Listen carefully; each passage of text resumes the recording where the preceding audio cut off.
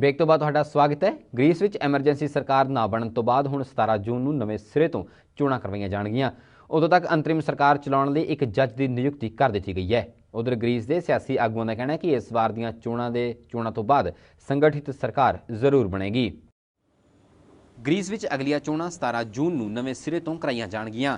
इस दरम्यान अंतरिम सरकार नूं चलाउण लई एक जज की नियुक्ति की गई है। खबर एजेंसियां मुताबिक चोणां होण तक कौंसल ऑफ स्टेट के प्रेजिडेंट पेनागोइतस पिक्रापेनोस कार्यकारी सरकार के मुखी बने रहणगे।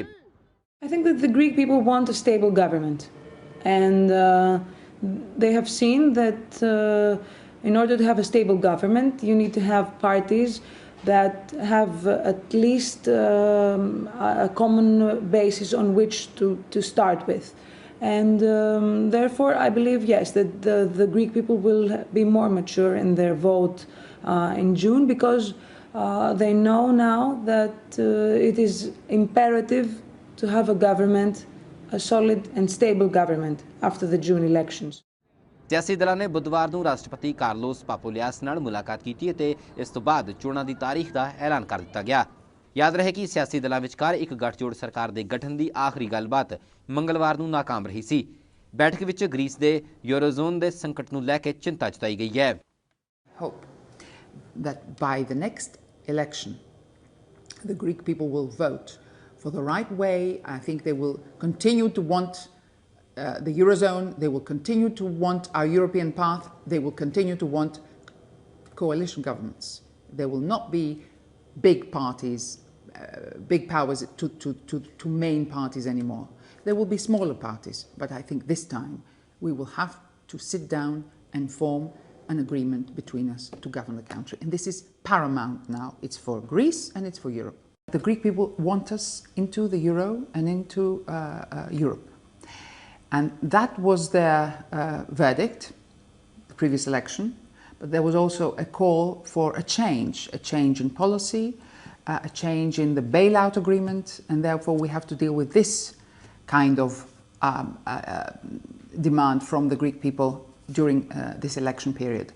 In no case should we endanger our position inside the Eurozone. पिछलियां 6 मई ਨੂੰ ਹੋਈਆਂ ਚੋਣਾਂ ਵਿੱਚ ਕਿਸੇ ਵੀ ਸਿਆਸੀ ਪਾਰਟੀ ਨੂੰ ਸਪਸ਼ਟ ਬਹੁਮਤ ਹਾਸਲ ਨਹੀਂ ਸੀ ਹੋਇਆ। ਕੌਮਾਂਤਰੀ ਰਾਹਤ ਪੈਕੇਜ ਪਾਉਣ ਲਈ ਜ਼ਰੂਰੀ ਕਟੌਤੀ ਉਪਾਵਾਂ ਨਾਲ ਅੱਗੇ ਵਧਾਇਆ ਜਾਵੇ ਜਾਂ ਨਹੀਂ, ਇਸ ਨੂੰ ਲੈ ਕੇ ਸਿਆਸੀ ਦਲਾਂ 'ਚ ਸ਼ਿਸ਼ਪੰਜ ਬਣਿਆ ਹੋਇਆ ਹੈ। ਬਿਊਰੋ ਰਿਪੋर्ट जी पंजाब। लंदन के आर्थिक माहिरां का मनना है कि ग्रीस जदों तक यूरोजोन में बनया रहेगा उदों तक वो ऑस्टैरिटी खिलाफ लड़ रही लड़ाई नहीं जित सकते। आर्थिक माहिरां का कहना है कि ग्रीस को यूरोपीयन यूनीयन और इंटरनेशनल मोनेटरी फंड वालों लाए ऑस्टैरिटी बिलों को लागू करना चाहिए है ताकि मुल्क के कमजोर आर्थिकता को संभाला जा सके।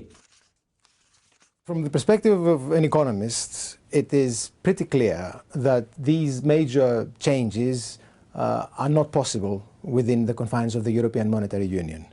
If they undertook these measures, these policies, they would very rapidly find themselves on the brink of exits. Syriza believes that it can do it and believes that it can force the European Monetary Union to accept these changes and possibly to change the terms of economic policy towards Greece. We shall see in practice. My suspicion is that it will prove impossible. To be frank, it doesn't really matter at this stage. What matters is for Greece to free itself from the incredible stranglehold of austerity and the debt at the moment. These policies are killing the country. And if Syriza is prepared to do something to lift the stranglehold, then that's a great piece of news for Greece. The significance of what's happening in Greece is that we might see a reversal of this terrible strategy, which is basically killing Europe. Now, people might think that austerity is the policy of grown-ups. Well, people thought that in the interwar years too, and the result was fascism. Those who make policy are not necessarily grown-ups, unfortunately. We've seen this the last 2 years. International monetary fund ने कहा कि Italy ने अपने वित्त व्यवस्था को मुड़ स्थिर करने ਲਈ मजबूत और ढुकवें कदम चुके हैं, पर IMF के अधिकारियों मुताबिक अजे उन्होंने होर विकास करने ਲਈ लंबा संघर्ष करना पवेगा। IMF डिपार्टमेंट के डायरैक्टर रेंजा मुगदम ने कहा कि इटालियन सरकार ने मंदी तो बचने ਲਈ खर्चों में कटौतियां कीतियां ने, जिस कारण उन्होंने मुल्क में थोड़ी तरक्की होंदी दिखाई दे रही है।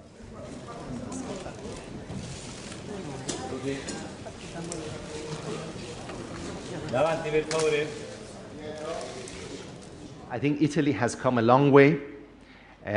And the stabilization policies that have been put in place are also essential to create the conditions for a revival of growth.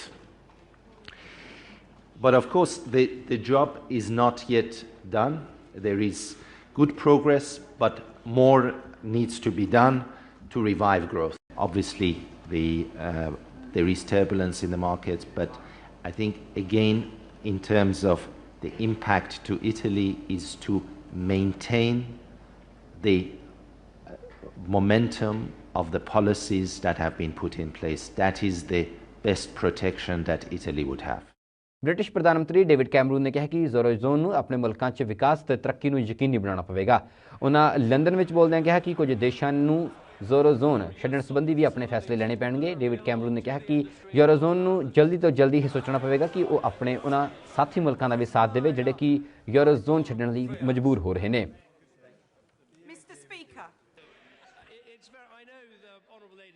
I can't quite, I can't give a direct answer to that. What I would say to the honourable gentleman is the Eurozone has to make a choice.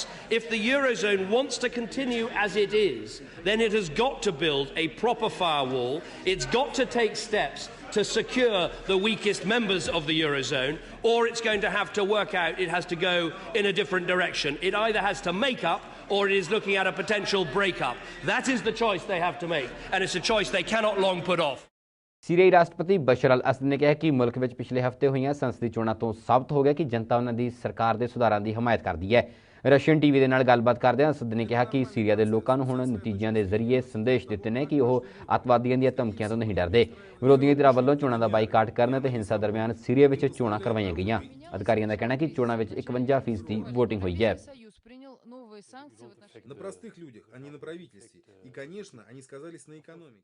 Britain the Maharani Elizabeth II the diamond jubilee ਸੰਬੰਧੀ London ਵਿੱਚ national portrait gallery ਵਿੱਚ ਨੁਮਾਇਸ਼ ਸ਼ੁਰੂ ਹੋਈ ਹੈ, ਜਿਸ ਵਿੱਚ ਮਹਾਰਾਣੀ ਨਾਲ ਸੰਬੰਧਿਤ ਯਾਦਾਂ ਨੂੰ ਪੋਰਟਰੇਟ ਜ਼ਰੀਏ ਲੋਕਾਂ ਤੱਕ ਪਹੁੰਚਾਉਣ ਦੀ ਇੱਕ ਕੋਸ਼ਿਸ਼ ਕੀਤੀ ਗਈ ਹੈ। ਪੋਰਟਰੇਟ ਵਿੱਚ ਕੁਈਨ ਐਲਿਜ਼ਾਬੈਥ ਦੀਆਂ 1954 ਤੋਂ ਲੈ ਕੇ 1960 ਤੇ 1970 ਤੱਕ ਦੀਆਂ ਤਸਵੀਰਾਂ ਨੁਮਾਇਸ਼ ਵਿੱਚ ਰੱਖੀਆਂ ਗਈਆਂ ਨੇ। ਇਸ ਪ੍ਰਦਰਸ਼ਨੀ ਨੂੰ ਦੇਖਣ ਲਈ ਵੱਡੀ ਗਿਣਤੀ ਵਿੱਚ ਲੋਕ ਪਹੁੰਚ ਰਹੇ ਨੇ।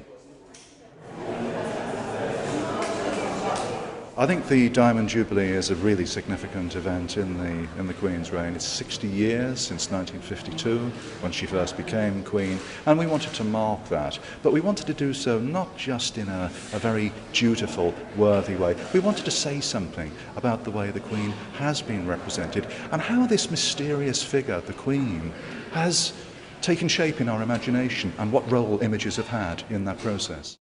ਜਾਂਦੇ ਜਾਂਦੇ ਇੱਕ ਵਾਰ ਫਿਰ ਨਜ਼ਰ ਪਾ ਲੈਂਦੇ ਹਾਂ ਵੈਸਟਰਨ ਨਿਊਜ਼ ਦੀਆਂ ਅਹਿਮ ਖਬਰਾਂ ਤੇ। ਵਾਈਟ ਹਾਊਸ ਮੁਤਾਬਕ ਬਰਾਕ ਓਬਾਮਾ ਦੀ ਕੁੱਲ ਜਾਇਦਾਦ 26 ਤੋਂ 83 ਲੱਖ ਡਾਲਰ ਦੇ ਵਿਚਕਾਰ। ਰੋਮਨੀ ਦੀ ਜਾਇਦਾਦ ਓਬਾਮਾ ਤੋਂ ਵਧੇਰੇ। ਬਰਾਕ ਓਬਾਮਾ ਨੂੰ ਮੁੜ ਰਾਸ਼ਟਰਪਤੀ ਚੁਣ ਕੇ ਅਮਰੀਕੀ ਲੋਕ ਜ਼ਰੂਰ ਪਛਤਾਉਣਗੇ। ਮਿਟ ਰੋਮਨੀ ਨੇ ਆਪਣੀ ਚੋਣ ਮੁਹਿੰਮ 'ਚ ਹਮਵਤਨਾਂ ਨੂੰ ਝੰਜੋੜਿਆ। ਅਤੇ ਗ੍ਰੀਸ ਵਿੱਚ ਮੁੜ 17 ਜੂਨ ਨੂੰ ਪੈਣਗੀਆਂ ਵੋਟਾਂ। ਯੂਰਪੀਅਨ ਯੂਨੀਅਨ ਅਤੇ ਕੌਮਾਂਤਰੀ ਭਾਈਚਾਰੇ ਦੀਆਂ ਨਜ਼ਰਾਂ ਹੁਣ ਗ੍ਰੀਸ ਤੇ ਟਿਕੀਆਂ।